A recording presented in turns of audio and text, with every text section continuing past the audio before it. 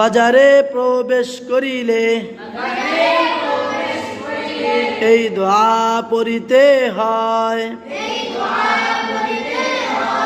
লা ইলাহা ইল্লাল্লাহু ওয়াহদাহু লা শারীকা লাহু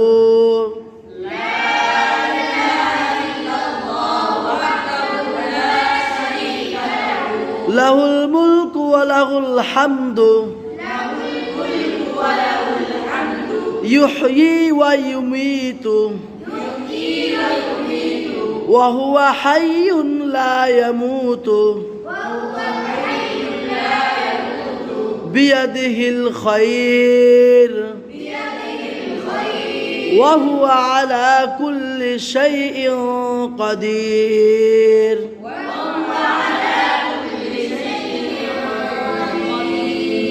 যে ব্যক্তি বাজারে যাওয়ার সময় এই দোয়া একবার পাঠ করবে, আল্লাহ তাআলা তার জন্য জান্নাতের ভিতরে একটা ঘর তৈরি করে দিবেন। সুবহানাল্লাহ। আমরা বাজারে যাওয়ার সময় দোয়া পড়বো তো ইনশাআল্লাহ। আল্লাহ তাআলা আমাদেরকে তৌফিক দান করেন।